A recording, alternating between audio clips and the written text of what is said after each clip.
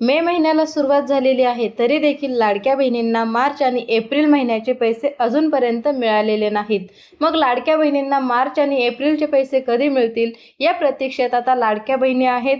काही लाडक्या बहिणी तर अशा आहेत त्यांना फेब्रुवारी किंवा काही लाडक्या बहिणी अशा आहेत की त्यांना जानेवारीचा हप्ता देखील मिळालेला नाही आणि काही लाडक्या बहिणी अशा आहेत की त्या या योजनेसाठी पात्र असून देखील त्यांना या योजनेचा लाभ अजूनपर्यंत मिळालेला नाही। त्यांना या योजनेचा एकही हप्ता अजून मिळालेला नाही।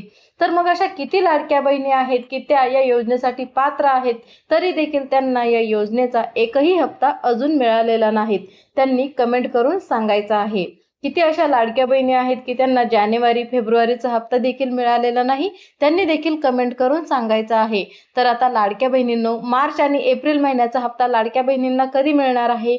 एप्रिल आणि मार्चचे एकत्रित 3000 रुपये लाडक्या बहिणींना मिळतील का? असे प्रश्न आता लाडक्या बहिणींना पडत आहेत।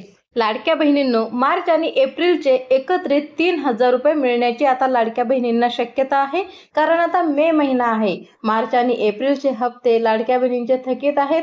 कदाचित लाडक्या बहिणींना मार्च आणि एप्रिलचे 3000 रुपये एकत्रित मिळू शकतात। मे महिन्याच्या या पहिल्याच आठवड्यात किंवा मे महिन्याच्या 15 तारखेपर्यंत लाडक्या बहिणींना मार्च आणि एप्रिलचे 3000 रुपये एकत्रित मिळण्याची दाट शक्यता आहे। आता ज्या लाडक्या बहिणींची ई-केवायसी झालेली आहे त्यांनाच लाडकी बहीण योजनेचा लाभ मिळणार आहे।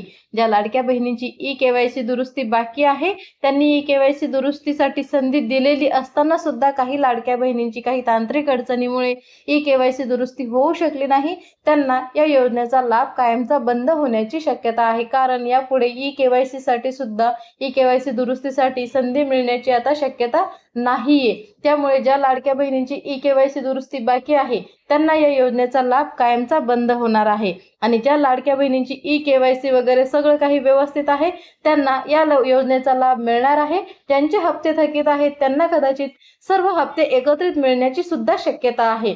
त्यामुळे आता या 15 तारखेपर्यंत सर्व लाडक्या बहिणींना त्यांचे हप्ते मिळणार आहे। तरी सुद्धा शासनाला एकच विनंती आहे की शासनाने लाडक्या बहिणींची जी काही आर्थिक त्यांचं नियोजन आहे ते व्यवस्थित होण्यासाठी प्रत्येक महिन्याची एकच तारीख निश्चित करावी आणि त्या तारखेलाच लाडक्या बहिणींना पैसे देण्यात यावे अशी किती लाडक्या बहिणींना वाटते त्यांनी कमेंट करून सांगायचे आहे। काही लाडक्या बहिणी तर अशा आहेत की त्यांना वाटते लाडकी बहीण योजनेचे जर प्रत्येक महिन्याची एकच तारीख निश्चित करता आली नाही तर शासनाने 12 महिन्याचे जे काही 18,000 होतात ते एकदाच लाडक्या बहिणींना देण्यात यावे, कारण त्यांचे जे काही आर्थिक नियोजन आहे ते त्यांना व्यवस्थित करता येईल। तर असे किती लाडक्या बहिणींना वाटते त्यांनी देखील कमेंट करून सांगायचं आहे।